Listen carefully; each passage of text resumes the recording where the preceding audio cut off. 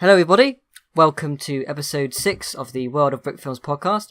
I'm your host, William of IW Studios. Joining me today is my co-host and good friend, Sean Willis of City Penta. Hello again. Joining with us today is Steffen Troeger of Golego. How are you doing? Hello, I say Kuckuck from Germany. How are you? Alright, yeah, so when did you start brick filming? I started brick filming in 2003 when I've seen my first little brick films on the web, and I was not looking for brick films. It just appeared. I don't know where it was. I think in some kind of a news magazine on the web, and I was really fascinated because I always wanted to make animated little stop motion movies since I was young. And there was not the technique when I was young. So this was the point when I got catched to brick filming because it was so small on a set to do it. And my thoughts years ago, doing something always needed a big, huge stage and different people to help. And so I never made something. And with these first brick films, I came to brickfilms.com and found more and was watching more. And then I called my mom and asked for the Lego. And she said, it's still in the basement. So I told her I'm coming within the next hour and get it. And then I was fetching my little two childhood Lego boxes and started brick filming because a few days before I found the brick films, or it was a few days after that, I don't know exactly. A good friend of mine told me that there's a good stop motion program for Apple Macintosh, and I was using Macintosh computers at this time still, and I downloaded this, and it was a little really easy program, what I've never seen before, where the webcam was directly with a picture on the screen and with the onion skinning effect. And it was really a pleasure. And in the same time, I tried it. I bought it for like, I don't know, 15, 20 euros. And it was so great to have the combination of a software and then my Lego at home and experimenting with Lego and stop motion animation. So this is how I came into brick filming or started doing brick films in 2003. And so does that mean that you weren't collecting Lego at all before brick filming? Because it's well known now that you have a very large Lego collection. I was like every child, I had Lego and I loved my Lego, and I remember my classic space Lego sets from the end of the 80s. They were so great and I loved playing with them. But I stopped when I was like 11, 12, 13 years playing with Lego. And in this time, there was not really the technique we have nowadays with computers everywhere and PCs at home. And my daddy had a video camera, like the old VHS system. And I experimented with that, with real filming, with myself doing interviews, sitting on the one side of the couch and then on the other side of the couch and playing, like doing an interview with myself in different clothes, but I never had the technique to do stop motion. So there was no thought or sense for me when I was 13, 14 years to collect Lego, because that was my childhood game. And I was interested in a lot of different things when I was in that age as a teenager, and started doing DJing and was interested in how music is programmed on computers at this time, sure, but very simple. And so, yes, I was not collecting Lego, but when I started when I started brick filming in 2003, I think one of the first things I did was weeks after I had this program and my little two boxes my daddy made for me from my own old Lego, I went to a supermarket and bought like 10 or 15 of these blue Lego basic boxes just to sort them out and have a lot more basic bricks. So that was the first step, buying something new. And that was at the age of like 28 or 29, something like this. Yeah. Yeah. So that's just quite interesting. Like what you said at first, like how brick filming is one of those kind of it's quite unique in that you can make something look very professional with really not much of a budget. Whereas like if you try and do that with like a live action film, it's very hard to like make something look professional without spending lots of money. So I think brick filming is definitely unique in that sense. I mean, even other forms of stop motion can cost a lot more than doing like brick films. And so you had quite a lot of interest in like making films before you discovered brick filming. Yes, I had, but it was since I was young. I was watching a lot of Disney movies, and in Germany we had especially a lot of clay animation coming from now Eastern Europe, but that time it was the Czechoslovakia, Czech Republic. They made a lot of clay animated movies, and they were aired all in the 70s, 80s here in Germany.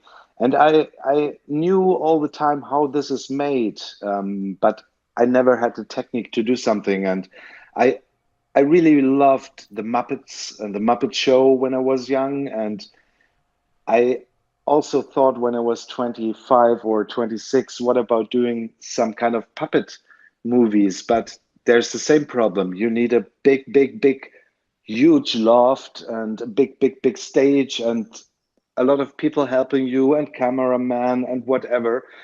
So all these things that I wanted or would had liked to do never happened because it was money, it was space, and it was time. And I have my real job.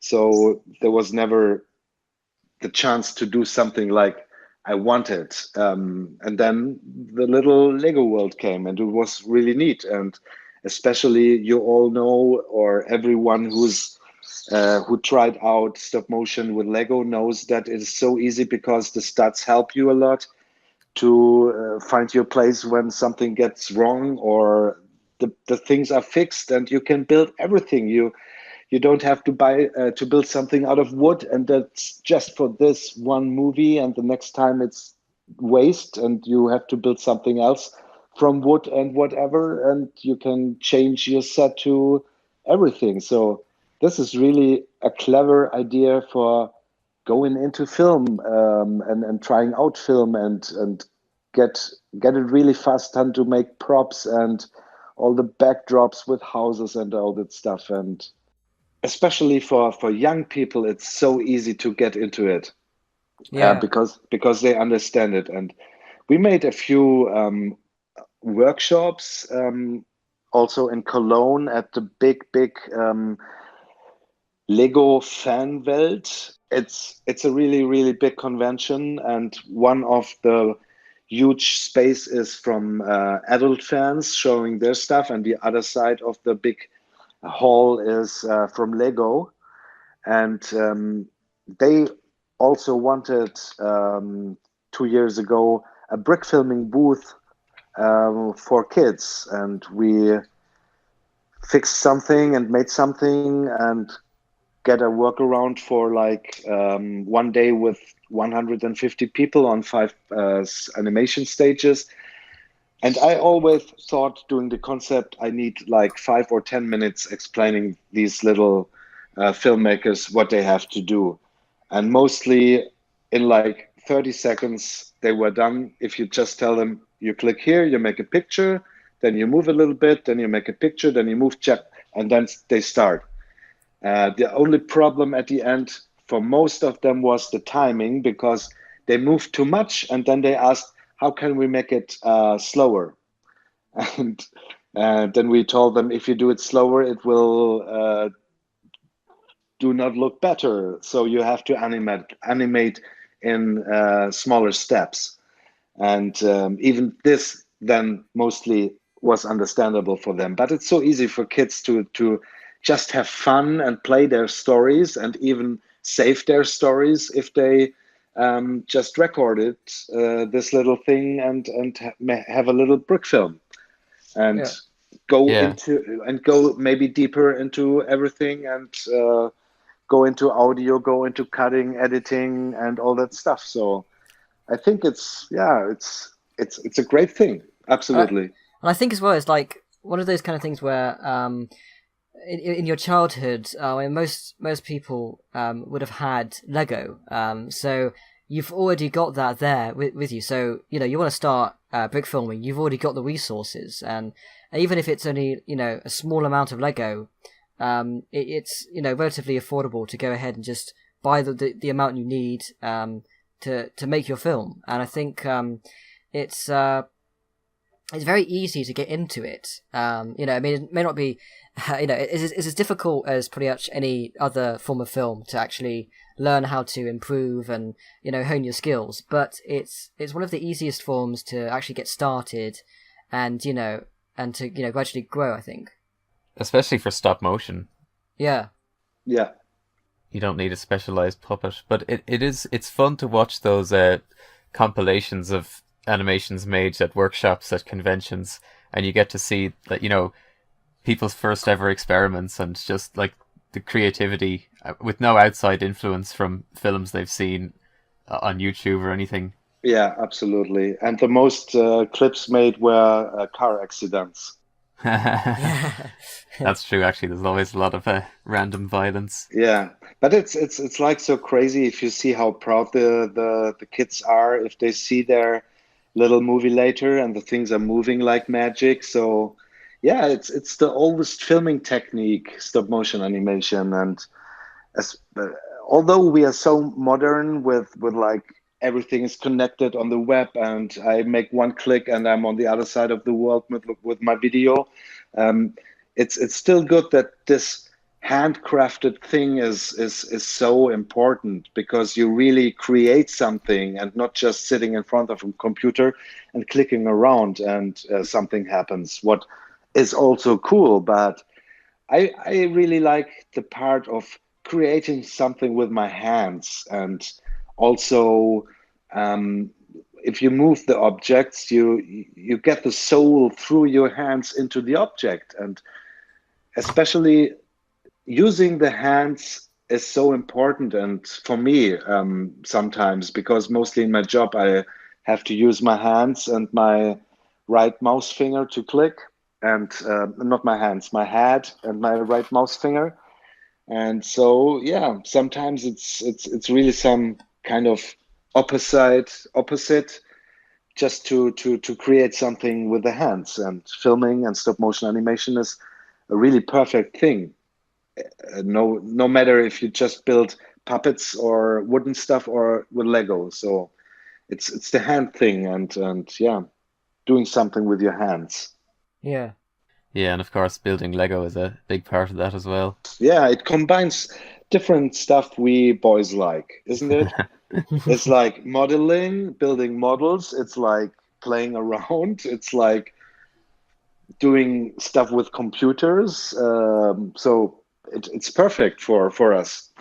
It's I don't know. There's so many, so less girls doing brick films. There are a few, but it's a boys thing, I think. Yeah, that's. I mean, obviously there are some, but yeah, it's heavily skewed one way. All right. Yeah, yeah. I don't know why this is. I made films a few years with my girlfriend, this time, and she really liked to build and to put flowers everywhere and to make it look great and good and thinking about the story. But she was not so interested in the technical stuff. What is no problem, but it was.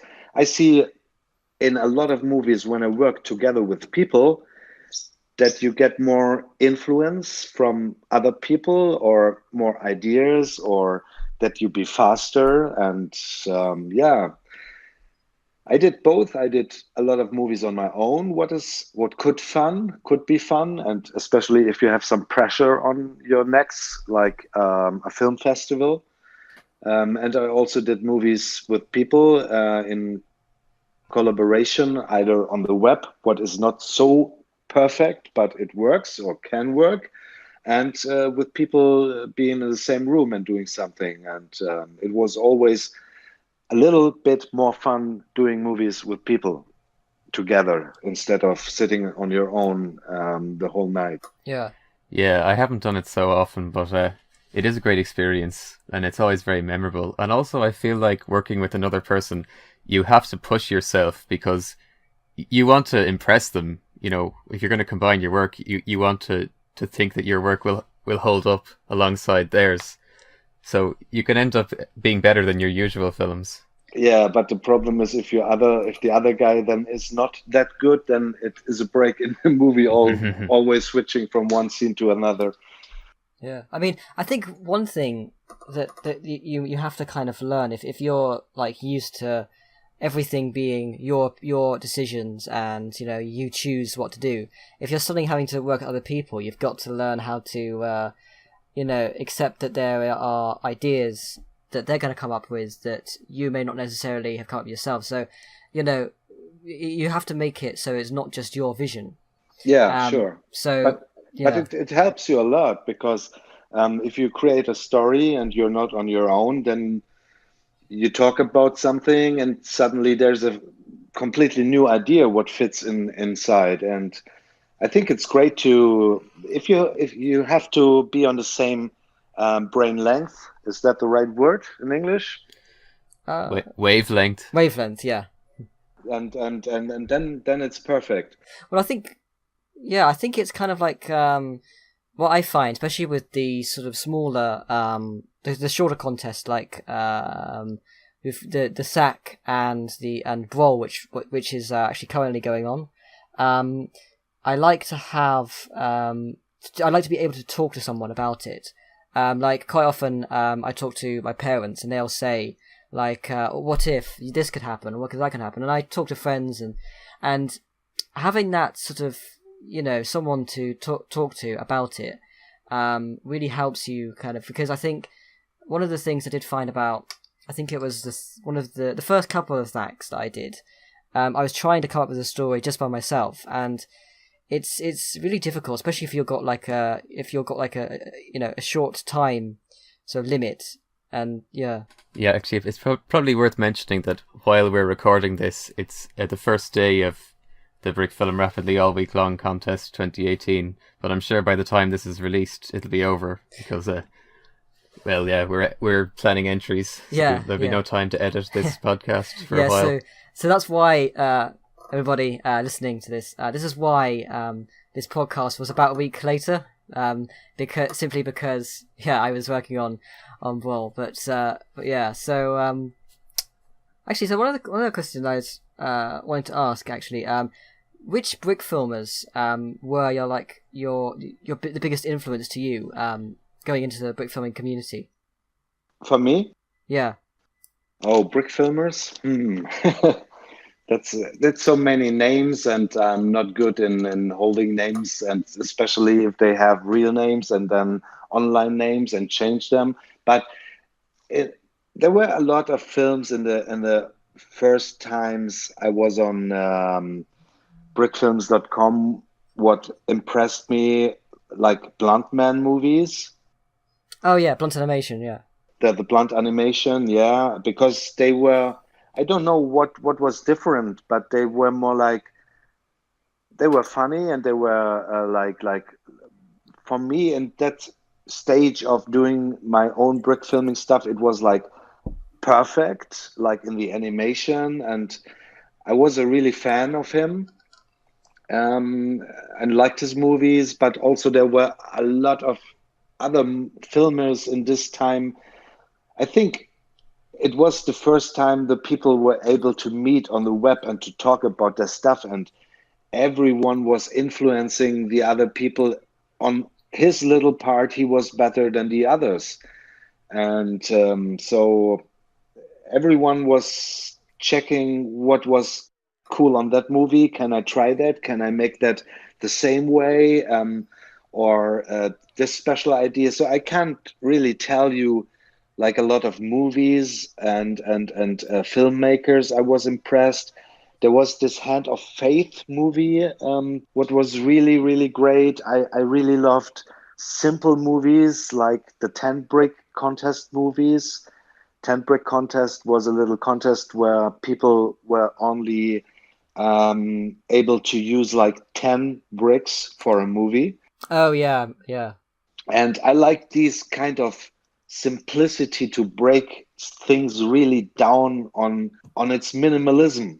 And there were great films with these 10 bricks, greedy bricks from a German guy. What I met years later in Germany at Steinerei German Brick Film Festival, and never knew that he was German when I met this guy or a few others on Brickfilms. Really crazy. Also, when the Bricks in Motion documentary was made, and I hosted the guys here for a few days in Stuttgart and brought them to Berlin for filming. There was Zach Macias and Mr. Mind Game Studios, and he was also hanging around when he was a kid on brickfilms.com. And I met him here in Germany and really did not remember that I was writing with him like 10 or more years ago. So, but there was another, the Spit Your Face animation in that time, Spite Your Face. Yeah. So these two guys really impressed me because these guys were film students at this time they made the movies, and they had quite more understanding of making films, but they put out their movies and everyone was like, wow, what is this? What have they done? And so Spite Your Face impressed me, Blunt Man. Well, we talk about the very first time. And later I think there was a lot of movies what always impressed me, but within the last years I was a little overkilled by brick films, and so I'm not watching so many brick films at the moment anymore. There must be a really highlight that I really like, and I'm a little tired of moving minifigs around and seeing brick films just with minifigs and Star Wars and lightsabers and all that. So yeah, I like special things like the sheep film from Epsilon Studio. What is like, I think it's like 2 or 3 years old now. It's only 1 year old. It's actually from last year. Yeah, last year. Yeah, and this is a new highlight for me because there's something new. It's just bricks again, and these bricks, they tell me a story, and these bricks, they make a face. Okay, they now have this little one round plates with eyes on, but this is for me the wow effect. If I see such things and think to myself, why was it not me to have this idea? Yeah. But I mean, like, I pretty much love anything that Studio Epsilon does. I think he's one of the most creative storytellers around at the moment, I think, because like sheep, you see that and straight away you know it's something special, you know. Like I remember, I probably actually one of the first people to actually saw it, because I saw it just as it was released on YouTube. Yeah. And you know that was a really kind of you could start straight away. This is a special film. I think it's one of the best ones that I saw from last year. Definitely. Yeah. Absolutely, yes. And it actually won best brick film at the BFG festival. Yeah. But I agree that I'm always, but at this stage, I'm always impressed when people are making films that aren't using minifigures, and that's something that I've been kind of trending towards as well. I mean, I don't make films all that often, but I've used the big Technic figures, which you don't really see anymore, except in my films, I guess, and some other brick build type of stuff. And I prefer to do that in just experimental short films rather than making big, long, epic films. Yeah, I have these Technic figures too, and I tried them once to animate them, but I never made a film with them. But I really like to do another movie with my 70s homemaker Lego figures. You know these figures? Yeah. Yeah, I actually have some actually from that were my dad's. So yeah, I've got Yeah, some. and I was collecting a few of these sets. It's years ago. I'm not collecting any, not so much Lego anymore at the moment. But when I was, I think it was a few years when I started. After I started, then I bought a lot of these homemaker figures on eBay, and I think this is neat too. Yeah, I just don't like to make the same world like everyone anymore, you know. Yeah. A lot of people are using the same houses because Lego made all these. They all look cool and good, but at the end, every movie is looking the same. So there's less creativity at the end.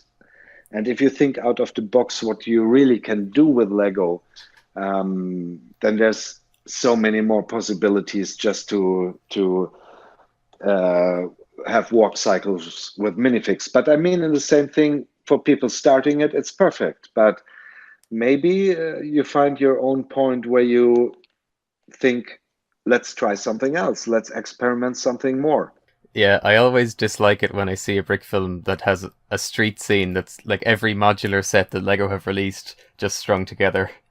Yeah, Yeah, Yeah. yeah, I've got to be honest. I've done that a couple of times, but I've been watching like in a lot of films recently, like The Letter and Cognizance, which are quite famous for influencing people in the way they design buildings and stuff. And I really like the style of street scenes in like these earlier book films that are kind of more simplistic, but in the same time more creative because it is done by it is actually you're actually building these sets from scratch. You're not just going by the set and doing that. So I like to build all these different things. I like to because I go to work in the city. I look at all these buildings and I like to think I try and make something like that. The different type of structures and I always like looking at like skyscrapers and stuff like that and just sort of think I could try and do this.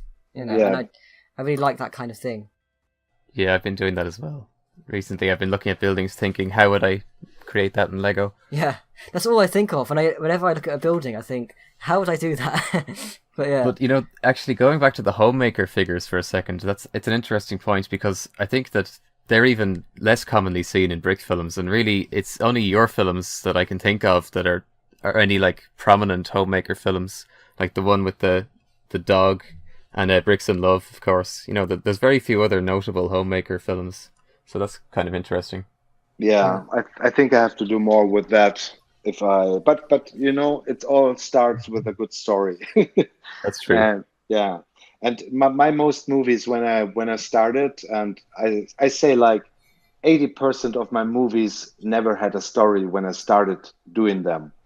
So the big movies like Totentanz or The Time Machine, sure, they have a story because the story is based on a book or it's based on a poem. But like the dog movie with the homemaker figures, what is called He's Coming, was an experiment. I thought, okay, let's animate a dog. Let's try out what kind of tricks a dog can do. And it's like a child playing. You put your house in. You think, okay, what could happen? The guy is coming from the car. Okay, the dog is going to the door. Okay, this happens. You animate, animate, animate, and then what happens now? Okay, dog is coming out and springing to the guy. So I was creating the story while I was animating with a lot of movies because I did not start to do that to say, okay, this will be a movie at the end. I said to myself, okay, let's try to animate that stuff. How is this working?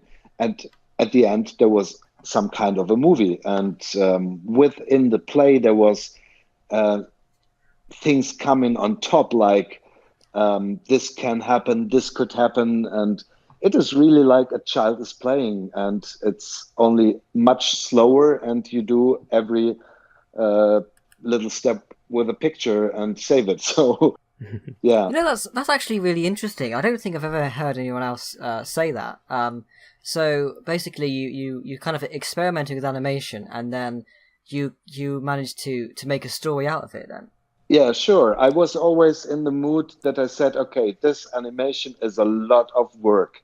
If I want to make this dog, then the backdrop, the background has to look good. So I was creating a house or whatever. And at the end, there was a movie like 2 minutes or 3 minutes, whatever. So, but the most, even all the movies I was starting with, they had not really a story. They had maybe a plot. I knew I want to go there, but there was not a written story. I think the really first movie what had the story was Totentanz, Dance of Death. But also in this case, I was not writing down something because there was the poem. I was recording the poem with the narrator, and then I just made the pictures. So yeah, well, in a way, your kind of base for what you're going to do came from the actual poem itself. Yeah, sure. In this case, it was the poem, and so it was also not the main thing to write down a story. And I had a lot of pictures in my head when I made this, and just try to get the camera angle and all that stuff to make these pictures, what I have in my head, into the computer. So yeah, and I think that the first time I really was writing down a script or breaking down a long story to a short film and really writing dialogue was with Sure Bricks and Love, because there was you needed the words, but then I think it was like the Time Machine. Yeah, and within the last years, you want to be better, and that's the main problem. You can't just do, if you made good movies the last years, or you are convinced from your own point of view that they are good, then you want to do a better movie the next time. And I think this makes it more hard to make a next movie sometimes, because it always has to be some kind of, not a better thing, but the same standard or whatever. And then you go deeper in this and deeper in that, and the story has to be perfect and whatever. So it makes it more and more complicated to make movies. Sometimes I wish I just could walk down and start my camera and say, okay, let's try animation. And suddenly there's another story. Yeah, it's very true. I think that's one of the things that, I think pretty much is the case with everybody, is that, as time goes by, you start to have less time to do things because you've got your work and all that kind of stuff. But also, the time you do spend on animation is longer simply because you're constantly trying to be better than what you did in the past. And you set such a high standard for yourself that it becomes very hard to even do a second of animation. Even if it is just someone walking, it becomes much harder because you're wanting to be as good as possible. Yeah, it takes you more and more time to do the next movie then. Yeah. Yeah. Yeah, you can see that in the filmographies of all long-term brick filmers. And in the same time, you lose a lot of YouTube followers. That's also true. So you're making these masterpieces and they're getting much less views. Yeah. Sure. Yeah. Well, it's like Macias, some of his films 8 years ago would get millions of views. Was it Stranger Than Fishing got more than that's got over 1 million views. Yeah, 1 million. But The Cleaners has got about 10,000, and it just goes to show just how much you're putting so much time into making a film better. But the way the YouTube algorithm works, it ends up that less people are going to see it. I don't know. Yeah. Because YouTube favors the quantity over quality. Well, just to talk about Stranger Than Fishing just for a second, that's actually really well made film. It's at a really high standard already. By that point, the animation's great, but also the storyline and the fact that it has no spoken words. It's all heavily geared towards what would become popular. I mean, not intentionally, but it works towards what becomes popular on YouTube more so than The Cleaners. I think, yeah, I like Stranger Than Fishing, actually, from a story perspective, the way that like the simplicity of the story actually is very similar to something like Michael Hickok's, or something that's actually very popular now. Sort of like proto Hickok's. Yeah, or obviously, it's done in a very much more like artistic way, in the way that it's the way it's shot, the way it's executed. But from a story standpoint, it is actually quite similar to something like that. Yeah. I can't talk with you guys at the moment because I think I would need to see it again. Yeah, well, I think that's just kind of off topic just for a second. Yeah. Okay. We got to steer it back. Yeah, actually, so one of the things I wanted to ask you was, because a lot of your films are inspired by, or in actual cases are actually, based on like poems and literature and stuff like that. Would you say that those kind of things, one of the things that really sort of inspired you the most to get into storytelling in general? Things on the news at the moment. No, I don't know what inspires me. It's sometimes suddenly there's an idea. This is, I can't tell you where inspiration is coming from. Within the last films I made, I tried to put in some social commentary, because things around us going worse and worse in political and in global pollution ways. And I think things what influence me and coming from the news all the times, and they stay in me, and then they suddenly need to go out with maybe a little movie, like putting this stuff in movies, and but I can say in the same time that love could inspire you for a movie, like it was in one or two movies what I made. So I think it's like always some kind of external influence, what inspires me then to a movie. Well, with Eye Water, I was hanging around with Cornelius Koch, my co in this movie, and he was living in my house for a few weeks because he had an internship here. And we said, okay, come on, we do a movie for Steinerei. It never went for Steinerei because we needed 1.5 years to do this or complete this movie. But we wanted to do something about the people using technique and being influenced by technique and changing technique. And so we were talking about that. And then there was suddenly the Apple thing, and how people follow phones, and so we inspired ourselves while we were talking about the thing. So yeah, it's hard to say what inspires you. Also at work, sometimes I have an idea, sometimes I don't, and suddenly the idea is here when I'm home and try to sleep. So inspiration is, I think, it's always there, but it only comes out sometimes if it really is a special idea.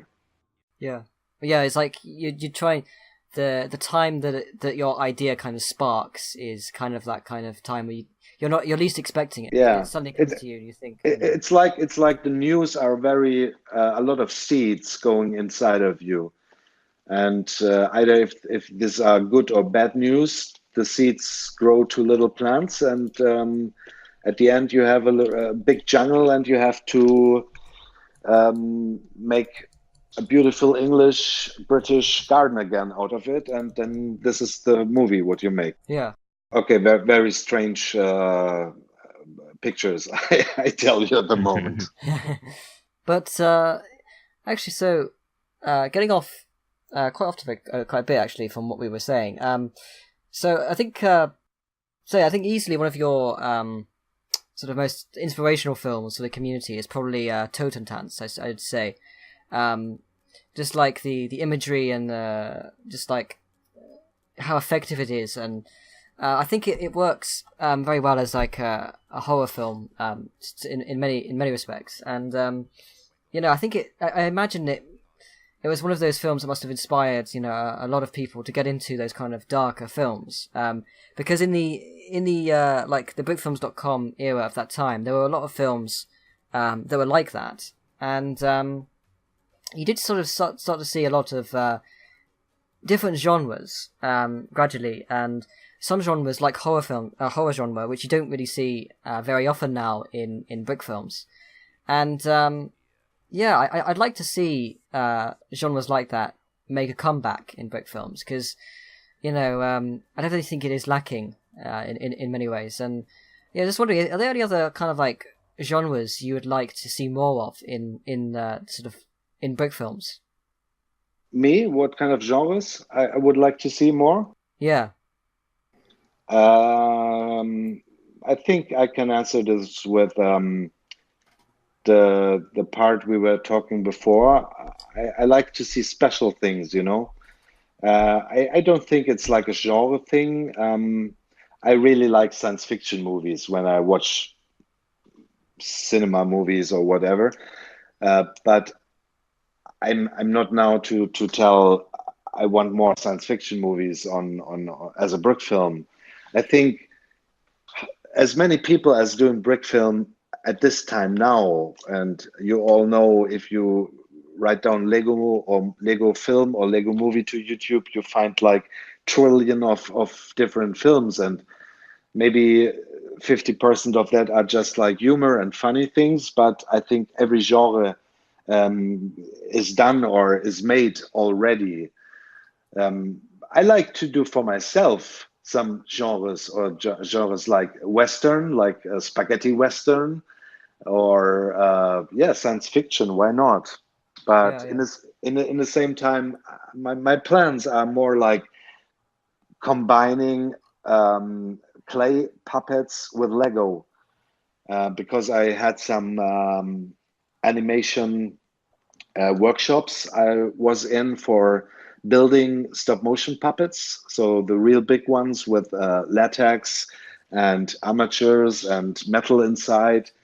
And I made one of these workshops. I was not the host, I was in the workshop like 14 years ago, and I was at this guy here in Germany a few years ago and made another puppet. And I like the combination for myself, experimenting with a puppet. When I was building it, I wanted it to look a little bit like Lego, so that it fits into a Lego world. So his head is like a one brick stud head. And that's for me some kind of genre I want to mix clay with Lego. But if this is a drama or it's funny later, I can tell you. So basically, every genre has been adequately explored in brick filming. So now what's more important is to use inventive techniques. Techniques or something you stand out of the mass. But even if you stand out with your technique out of the mass, it does not. It's not like you get a million of clicks then. So, I mean, it has to be. For me, it was always the inner thing to try out filmmaking, because I started with audio when I was young and experimented with tape recorders, and I started my job with audio, and film was always the top thing what I never could do before I found brick filming. But what was the question again? Mm-hmm. Well, at first it was asking about genres you'd like to see in brick filming. Then it morphed into using different techniques. Oh yes, the technique, right. And I lost the sentence now. Can you go back and I can listen to it? No. Getting into managing to get into film through brick filming.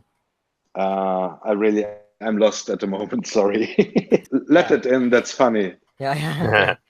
But you mentioned like that, making these experimental films with new techniques, you're not going to get a million views. Oh, but yes. It's more fulfilling to yourself, and that's really what's most important at the end of the day. That's what I wanted to say. Thank you. Yeah. I started just to try out and not to get millions of clicks or to get a YouTube star or whatever. And I think, I don't know for younger people at the moment how they all want to stand out of the mass, and that's what we made since 1,000 years. People want to stand out of the mass and try something, but it's getting harder and harder with the web. Yeah, I mean, I kind of feel like in a lot of ways that the brick filming kind of community does parallel Hollywood in a lot of ways, in that everything has pretty much been done in terms of genre and that kind of thing, but there are always different ways of kind of exploring different concepts and within those genres and within those stories. And you can have stories that tell stories that have been done before, but from a different direction and different kind of perspective. And it's all about finding those kind of things. Like, okay, so this has been done before, but how can it be done in a way that's different? That kind of thing. Yeah, you can copy Hollywood. That's no problem. You can do it. But I think a really good brick film is a brick film what plays with the brick itself, So not only the Lego as a complete scene and it looks great, but if the Lego itself, if the studs, if something with its plastic world is a part of the story or makes it funny because it happens, then it's great. Then this makes for me a brick film is a really good brick film then, and not only copying the perfect setup of a Hollywood blockbuster. Yeah, I've heard other people express the same opinion. Like, if you're making a brick film, you ought to have some reason why you're making it in Lego specifically. I mean, I could have done Totentanz with clay. I could have done it with everything. There is no reason to do it with Lego. For me, was the reason at this moment because I had Lego and I had a stop motion program. But sure, if the film itself plays with the material, then it's like perfect and it's fun. Yeah. It's like the Lego movie, playing with Lego. Yeah. Yeah, the Lego movie did it really well. Yeah. Yeah, I mean, there were some things that like films and stuff that don't play around with the whole concept that they actually have. I mean, there are some films where it could be like an animated film where everybody's like everybody's an animal or something like that, and sometimes it can be it doesn't matter that they're actually animals, and then some films get it right, So I mean, like, if you're going to do a film, say for example, that has like animals as people or something, there needs to be a reason why they are animals and why they are the type of animals they are. And I think it's the same with like Lego. It's good if you can play around with the idea that they actually are Lego, that it actually is important. Yeah. And the Lego movie did that very well in that they are actually plastic, they are toys. In this whole world where it's, and then there is the real world within that. And I think if you really explore it in the unique way, I think it definitely makes a good film, I think. Yeah, but if you think now about all these points, it makes it even harder to do the next movie. Yeah. Yeah, you always have to keep in mind that for most people, it's just the easiest way of making films, or the only one that's viable for them. So yeah, that's the reason why they're using Lego. Let's go back to the kids animating the first time. When I did these workshops and I have seen their first movies, I felt so back in my time when I started my first animations, and it was so cool and funny, and I felt the same. I had the same proudness in my heart like they had, because it was so simple just to do something. And maybe sometimes we just need to sit just down and do something instead of thinking about the big story and the big whatever and the big perfect point. Why is this Lego? There must be more often, I think, just the point to say, okay, just let's do it. Yeah. Maybe while I do it, there comes the next part why it is Lego. So, yeah. Yeah. I think I have to go back to my roots. Yeah, sometimes I I sort of have to remind myself, I kind of reflect on the fact that like every brick film, it took a lot of effort and time, and it's in a way it's kind of amazing that each individual brick film exists. Even if it's not particularly good or anything, it's still an undertaking and a lot of effort and commendable. Yeah. Yeah, I think in many ways that a brick film, no matter like its quality or something, it can influence something within a community. It can spark something, and the fact that that exists can influence other people to go into it. And a lot of people could criticize some people like Michael Hickox and stuff, but if he leads people to make their own films, then that is a good thing. That's absolutely, yeah. I know a few people. They started brick filming, and they were like 14 years old, and now they study film. So I know a few guys from the BRICKFILMS US scene, and I know a few from the German guys, or not a few, but I know one of them, and I think it's great if they started and maybe found their passion with it. So, yeah. Yeah, I think that's true for a lot of the people who were on brickfilms.com. A lot of them are now in film-related areas. Yeah. Yeah, because it's some, I think for a lot of people it can start off as just some fun to like an extension of your childhood, playing with Lego, and that bit of fun can turn into a real passion if you're with the right people. If you find the right friendships with people, you start to appreciate film in a different way, and I definitely feel that way. I think the way I think of film is so different because I've been brick filming, I think. Yeah, same here. Yeah, but I never watch movies now and think, oh, this could have done better, or real movies. I was never so in that. I know people, they do films, and if they watch movies, they can't watch movies anymore because they always think what is wrong, or what is, you know what I mean? Yeah.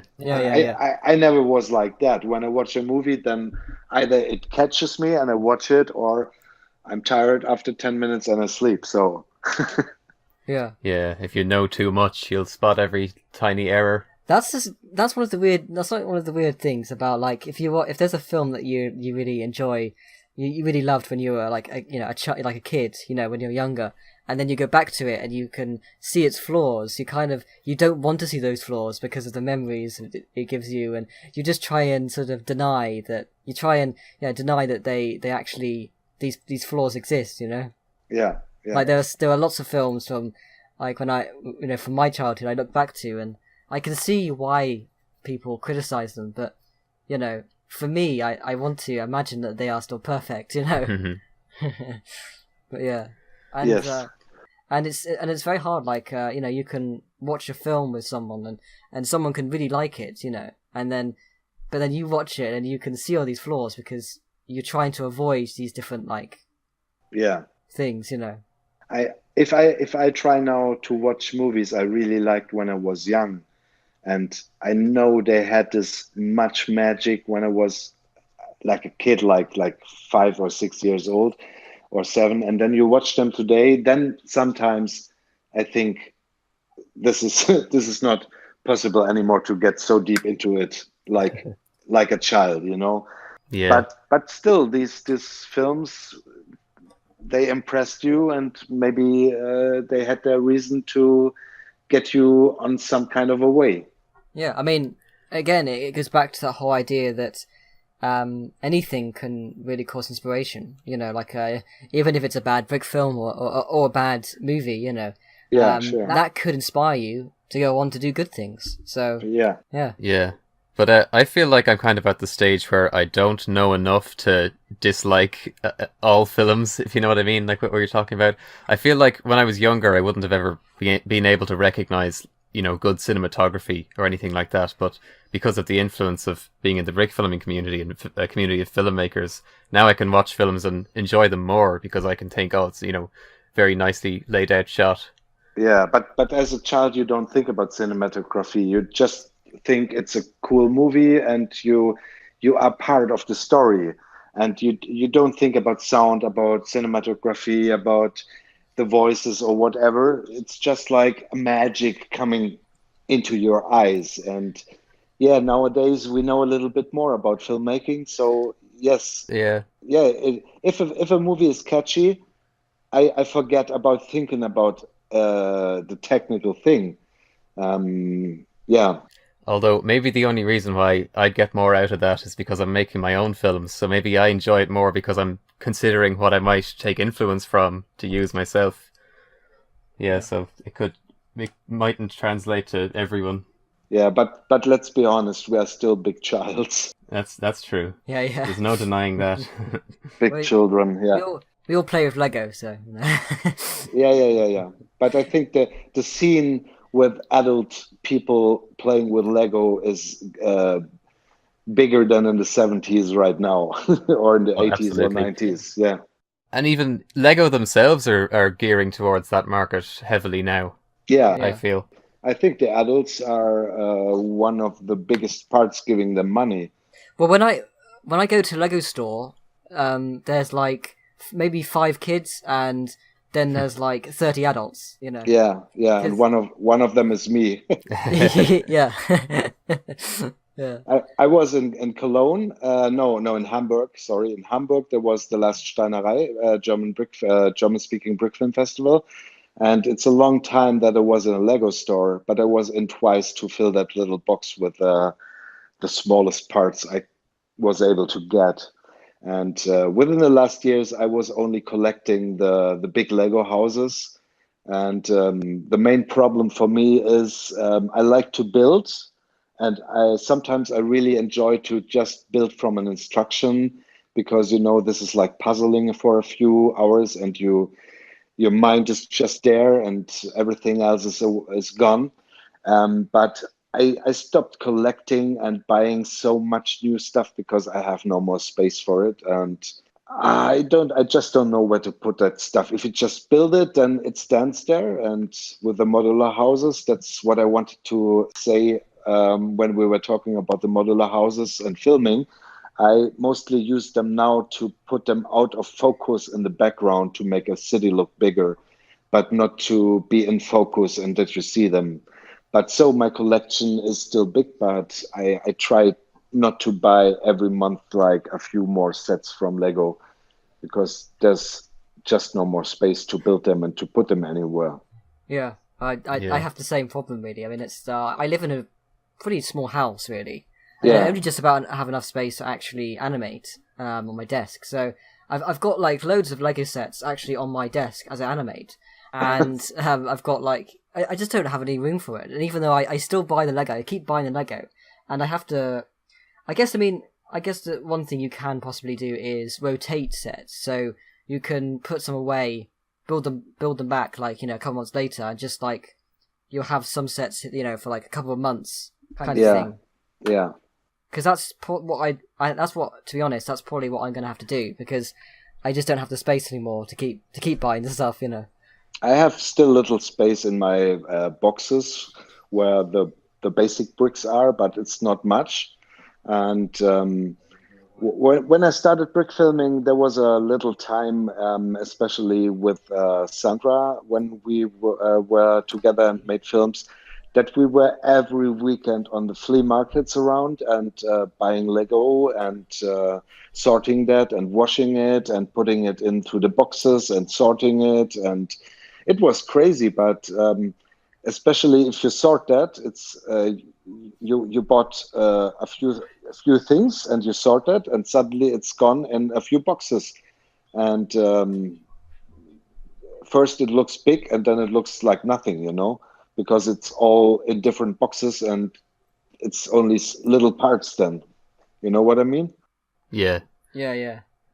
And so in this time we were buying a lot of Lego on flea markets, and I bought once or twice I bought on eBay a big Lego collection with like 20 or 25 kilos, what came in a big box. And if you buy these big boxes, there's always so much waste in it, like from marbles to lollies and everything. So Yeah. I got like I remember last year I went to a shop and found a tin that was full of Lego from the 1980s, and I actually managed to build a set out of it because pretty much all the parts were there.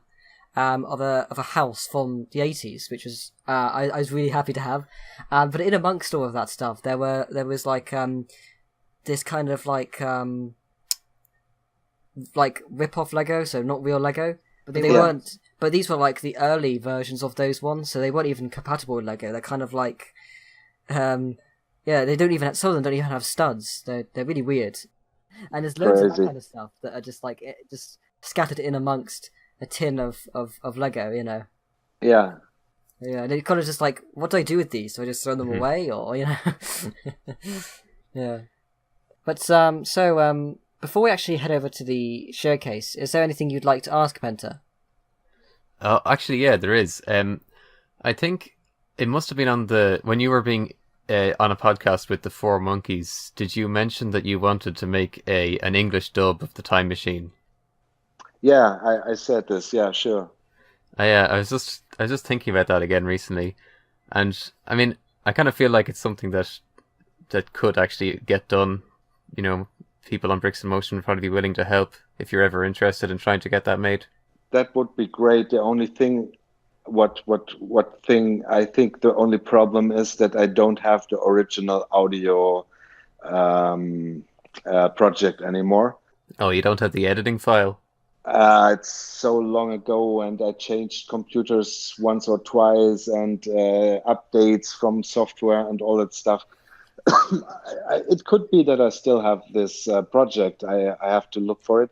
But anyway, in another way, I really would do a second dubbing from everything, even the music. So maybe there's a new version then later. It could work, yeah. Yeah. No, it was always...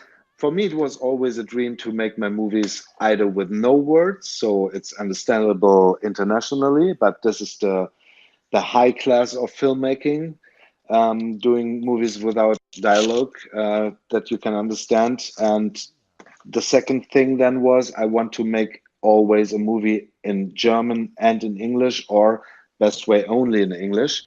What worked perfectly with the poems of Goethe, with Totentanz and Found, Gefunden, because there was the translated version, and with a few short movies, all the ones I did not, but with a Time Machine, it would be so great to have an absolutely native English version of it. And I think in this case, it needs to be British English because the story is plays in London, and would be great if people could help with voices, and maybe this is my next project then. Yeah, well, definitely let us know if you ever want to make that.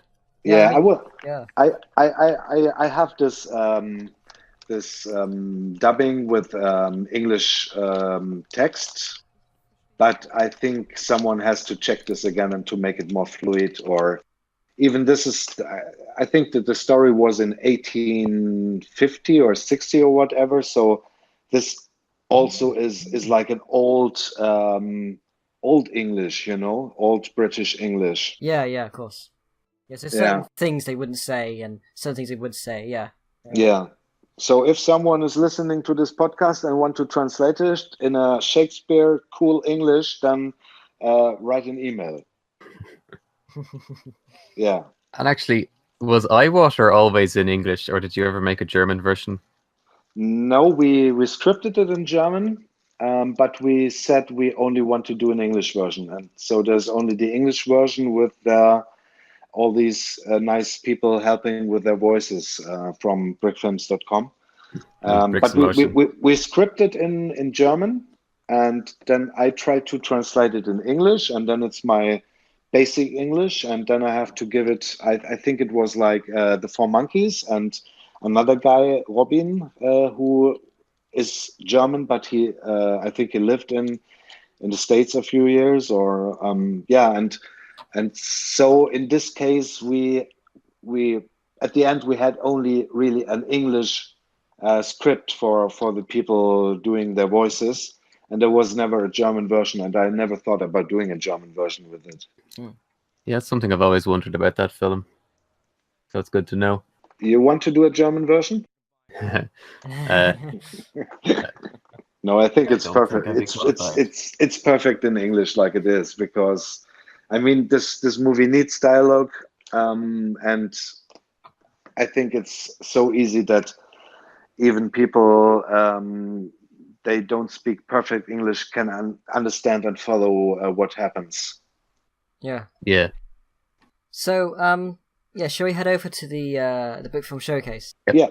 Yeah, sure. Okay, right. So my pick is Culmination, which is a 2009 film by Nathan Mancini. So a shout out to Sebastian Brickfan for on Discord for mentioning this on the chat, because I had never actually heard of this one before it was mentioned. Because I've watched like most of the films that are on the wiki and stuff, but this one managed to sort of flow by me. So I'm really glad that I managed to discover it. So yeah, it's about a successful businessman who is inspired to take a chance on helping the homeless people that reside in this town square, and through a montage you get to see this sort of gradual progression of like buildings being constructed and jobs being made. So yeah, I mean it's one of the most sort of like heartwarming brick films I think I've ever seen. Really, it's got a really nice sort of like message and sort of story to it, and yeah, I think it's one of those sort of films that's under a lot of people's radar, and I think it deserves more recognition, I think.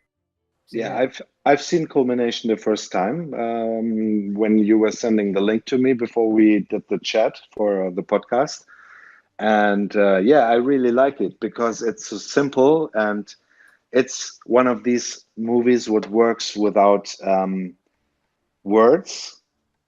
yeah, okay, there's these little words written down on the signs, but that's okay to help the story. But it's so simple made. It's really slow. The music fits perfectly, absolutely, and even I think there were no strings made of Lego this time. I don't know if we nowadays have strings, but we have guitars nowadays with a minifix to collect and all that stuff. But the simplicity to just make two strings on two minifigs by just two small, plates? Plates. Yeah, with 1 to 3 and 1 to 2 studs. And it looks not like a string, but as soon as the music starts and they move their strings, it is perfect, and it's Lego, and it's you don't need to build something out of clay or Fimo. You just can use it, and in this context, it's just perfect. And I was really impressed. I didn't notice that it was from 2009. It had to look from really these old brick films that I've seen the first time when I started to experiment myself with brick films in 2003, because it has this reduced look, and also at the end he's building a big apartment house for all the homeless people, and the light goes on inside, and it's not like there's a little lamp inside the house. No, he changes the windows from black bricks to yellow bricks, and that's such a perfect simulation of light. And I think, yeah, these are special Legoistic animated parts what make films, in my eyes, in this moments, outstanding. I think definitely there's a lot of brick filmers that like to have very detailed sets and that kind of stuff, but there's a real charm to films like Culmination that have sort of simplistic but really kind of charming look to them. And I think the creativity of just how simplistic it is, but how effective it is really quite interesting. I definitely like that look of the black bricks going to yellow bricks. It's something that I've actually sort of experimented with myself, because there are those sort of things you can get now, like brick stuff lights, which a lot of people talk about, where the tiny micro thin like wires that you can put into sets and stuff. But if you can't afford that kind of thing, just having like yellow bricks to simulate light, like a light being on at night, that adds quite a lot to it, and it adds even a little bit of charm, I think. Yeah, it goes just back to the basics, Yeah, I think there's a lot of charm lost now that Lego have a prop for basically everything, like the guitars and the microphones and mobile phones, and everything now has an actual official Lego piece that people use. And I mean, obviously it looks good in films nowadays, but I really like the creativity when people had to come up with their own inventions to represent like a violin in this film with the two plates. Yeah, absolutely. When I made DJ Bricks. Yeah. It was also just an experiment for doing a little music clip on a track a friend of mine made. And I remember when I was posting this on brickfilms.com, someone wrote about the speakers when the bass is coming out and makes boom, boom, boom. That just the bricks were used to go out a little bit of the speaker and go back. And I made this just because I thought I do it like this. And this guy in the review wrote something what impressed me, that all the people should just more think about how they can use bricks to simulate and to make animation with bricks instead of building a perfect speaker. Whatever. So these things make movies charming, and especially a brick film where it makes sense to make bricks, to animate bricks to make them look like something is happening. Also in the movie we were talking about, I really liked the water fountain and the mood of the night he made with just blue light and this blue water fountain in the middle of this town place, blubbering water. It really looked so simple but great. I think that's a great standout visual element. I think he put some water on top. Doesn't it look like that? I don't know. That might actually be the piece, because that particular piece has like rough bits that kind of simulate the look of water. Yeah. So I don't know if it's just like moved around a bit. It looks so liquid. I don't know. Yeah. It does look well, but I think it is just the texture of the piece itself as it's being turned frame by frame and the light coming up through it. Yeah, because another film that did that was I don't know if you've ever seen this one, but there's a film called Grace, and in that film they also do the same thing. They use the same piece for a water fountain. But yeah, that look is actually I really love like watching that. Like if I see that in a film, I love to watch it moving around, and I think sometimes knowing how something is animated actually does make me smile. I like to sort of think, wow, they did that, and I don't know, I just knowing how they did it, it does put a smile to my face, I think. If someone needs the piece number of that piece, please send it per email. I want that piece. I do too, actually. Yeah, I actually don't know what that piece is. I don't know what set it came in. I'm not sure if it's a transparent rock piece in blue. Well, yeah, it is. Yeah. I think it could be a part of the M-Tron science fiction parts from the 90s, but I'm not sure. Or maybe Ice Planet. Yeah, or maybe one of those power miners things, where they got like rocks and stuff. It could be. I doubt it, because that was brand new at the time. Oh right, yeah, and also the other earlier films did that too. But yeah, on that's a similar note, that's one of the great things about the Lego movie, of course, is that it takes ideas like that to the extreme, where everything is made of brick. Yeah, absolutely, yeah. for me, when I started movies, I was not looking on everything that it looked like bricks because I had not that many bricks. So I used a lot of different things like paper mache and these little trees, or not trees, bushes for model railways. But nowadays, I would also try to make everything out of Lego to give it the real look. But in the first time, I was not thinking about that for myself. So I used everything like sand and whatever was laying around. Yeah. I look back at my old films now and I see some green screen effects, and I just think, why didn't I just do it for real? Why didn't I just get a few bricks and actually film it? Yeah. Yeah. But yeah, so Penta, what was your pick?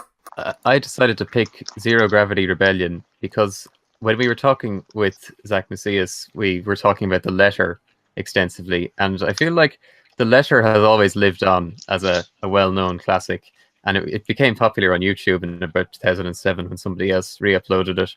So it's been well known for a long time, and Zero Gravity Rebellion is the other film by the same guy, and it was also very influential in its time, and it has similar enough set design to The Letter and scenarios and all that sort of thing. But it's a great film that's worth a watch, and it's shorter as well, so it's an easy, quick watch. And I think that it's actually still impressive. It was clearly very influential on the use of masking in Brick films, and I think that it's actually impressive the small movements that he managed to get out of the hoverboard when it's just idling. What year is that movie from? 2003. 2003. Wow. Yeah. For this year, it's really one of these outstanding movies.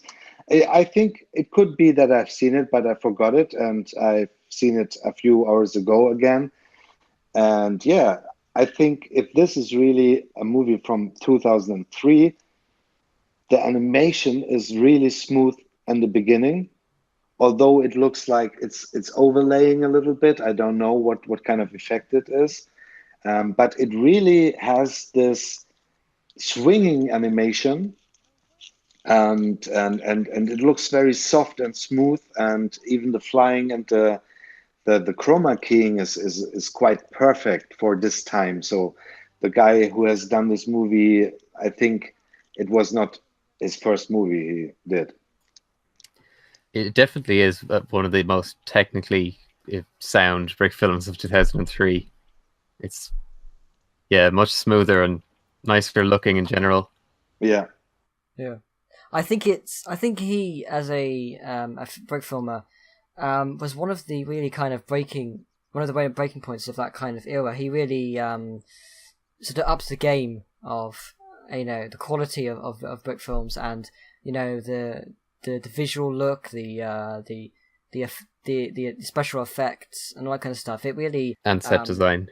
Yeah. I think it really it sparked the dawn of a new age, I think, for Brick filmers. A game changer? Yeah, a game changer for sure. Yeah, it's a good way of putting it. And yeah, you can definitely see that. Yeah, he was very important because he's we're still talking about him after all these years, and he only really made 2 films. Okay. So that just goes to show, if you can make 2 films and they both come out in the same year, and people still remember you this many years later, clearly the influence was huge. Yeah, I mean, in the end, I think like the Letter is one of the films we've talked about most regularly on the podcast, actually. So yeah, just goes to show how much influence comes into play, really. With Yeah. No, it's really it's perfect made, and it's short, it's funny. I also like these stopped scenes when he's falling down and he just hangs in the air, and the picture stops for a few seconds. What happens quite a few times before too. No, really cool film. So I think I've seen this in this time, and sure, it made something in my head to try to copy something out of it. Yeah. But this happened with, I think this happened with nearly every movie I was watching in the first times I was watching Brick films. I imagine you probably would have seen this one at the time. Yes, I guess so. Yeah. Because it was a big one. Yeah. And it won a contest on brickfilms.com at the time. No, great movie, absolutely. So, And I just think it deserves more attention because people still know the letter, but this one is lesser known by now. Yeah. So, Stefan, what was your pick? I picked Animation Class Lesson 1, made by Stefan van Zwam from the Netherlands. What is a little movie about making stop motion movies with Lego. And it explains in a really funny and crazy way in a classroom where minifigs are sitting as childs, and a bigger fig, what is a Lego Technic figure, is the teacher. And it explains you what you need, like a computer, a microphone, a webcam, Lego, and it shows you what a stop motion movie is and how it is made. And it was not a movie what impressed me a lot when I've seen it, but it was a movie what I really liked because it was different to these little normal minifig films I've seen in this time. And although I knew how a brick film or a stop motion animated movie is done, I thought this is the perfect movie to show every kid who is not into stop motion and needs an understanding of it. And that's why I picked this movie, because I think a lot of people have never seen this clip when they just started within the last years. And I don't also think that Stefan still makes brick films. He made a few more, but within the last 10 years or longer, I haven't seen any more brick films made by Stefan van Zwam. But he was also a very active community member on brickfilms.com in the time of 2003 to 2006-7. And I met him once at Steinerei, and he also had an entry, but I can't remember what it was. So he came Taste from matters. Yeah, he came from the Netherlands to Germany, and he was he got some kind of a wild card to enter the contest, because regularly it's a German speaking, but I think he was able to speak one or two German words, so it was okay. But yeah, I picked this film, and it's not like a real film with a big story, but it's I like this weirdness of the set and the simplicity and even the message what it gives to you, that everyone can do a movie. Yeah.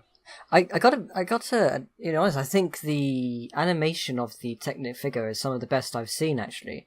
Sure. Yeah, I think it looks really good, and I think as well the way that it does that 360 rotation of the camera. Oh yes, in that's the pretty classroom. impressive. Yeah, Yeah. that's Changing the cupboard every backdrop. yeah. It's I mean, I think it's an impressive film in its own right. I think, as well as being one that's educational and funny and tells you a little bit about stop motion. I think it's a very unique film, and I do very much like it. Yeah, and I think it's definitely something that you could show, kids that are starting out to, or have a little bit of interest in stop motion. Yeah, it's timeless. Yeah, it's funny and honestly, all of the advice that is put in the film can apply today, even though it's from 2003 or 2. Yeah.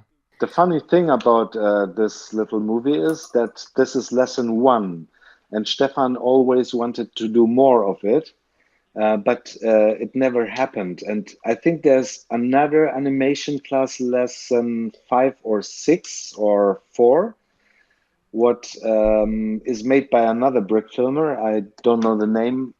I even don't remember at the moment what was the theme of it. But Stefan was asked by this guy if he can make another part from the sequel. And I really asked Stefan this time if I can do another animation class lesson, sound design. And I really wanted to do this since years, and I have pictures in my head, and it's like a little animation class in a studio, getting the understanding of how sound can change your movie from a funny thing to a really disturbing horror thing. And I never did this, but I think I need to do this before I die. It would be amazing if you released it now after so long. Yeah, and it looks so much better than the first one. But Yeah, I think I have to do this, but I know that I really know the first minute of the movie because it's playing in my head, but I never started to do it because this was then when I wanted to do this in like 2004, 5, 6, I don't know anymore what year it was. My blocking in my head for myself was that it needs to be in English, and English is not my mother language, so it's hard to write something down when you think this end product has to be in perfect English. But nowadays, I would say, okay, I write it down in German, let's translate it, and then it's done, you know. But this time, I was always like being in my perfect mood to do it first in English, so I have to write it down in English, and then I was blocked, and there was nothing. It's kind of funny because you're not the only one. There were loads of people who said that they'd make an episode of Animation Class who never did. Really? So yeah, people get your beep up and do it. there must have been about 10 of them. It was a lot of people. Yeah, I have a list on the wiki.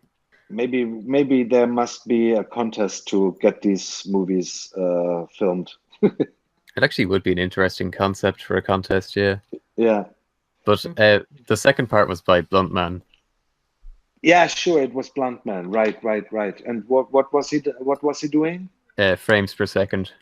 Ah, okay, frames per second. Okay, so there's only Animation Class 1 and 2 then out. Yeah. Ah, okay. So I think then 6 was sound design. Yeah. So we still miss 3, 4, 7, 8, 9, and 10. But I like in this film that the minifigures are used to represent children versus the big figure. Yeah, the size is perfect. That's the concept I wanted to put in the sound design lesson with the same. There's a teacher as the big Technic figure, and the children are the kids minifigures. Yes. Yeah. That is actually really funny. Yeah, I like that concept. Yeah, it does work well, and also the fact that when he shows the video, it's a clay animation, because if they're Lego, you know, he's not animating Lego because he is Lego. Yeah, so he's teaching an animation class, so he has to use clay. So that's a funny concept. Yeah. Yeah, that's what I mean. He mixed everything like weird together, and it works. Yeah, and it's one of those films that's aware of the fact that it's made with Lego. Yeah. Actually, speaking of which, Stefan, there's a film that I know that I think you'd probably like. I don't know if it was I think it was either 2016 or 2017. I don't know if it was Thack or BRAWL, but there was a film where these Lego figures were making a film about a live action person. Do you remember that, Penta? Yeah, Action by MB Studio. Yeah. And I thought that was just really funny and sort of creative. And that kind of stuff is kind of interesting. How, showing, like someone making a stop motion film within a stop motion film, and having a different, form of film within that. It's so yeah. In this film that he's talking about, the Lego minifigures were moving the human frame by frame. Oh, okay. You have to send me the link. I don't know this one. Yeah. Oh, yeah. I'll have to send you that because I think you would really like that one. Yeah. And put it down on YouTube below the podcast. Yeah, definitely. In the description, yeah. But so before we wrap this up, is there anything any of you'd like to say? Thank you. Yeah. Thank you. Oh, wait! Now my earplug is out of energy. Now I have the phone in my hand. Perfect timing. But thank you so much for joining us. It's been really great talking to you, and it's really great to get a chance to talk to you. It's Yeah, thank you very much for inviting me, and sorry for my basic English. The next time we do it in German, maybe. No, the English is fine, really. Yeah. Thanks. Yeah, thank you so much for joining us. It's been really great talking to you, and yeah, goodbye, guys. Yeah, thank you, and see you within the next Brickfilms. Yeah. Okay, bye. Bye. Bye, thank you.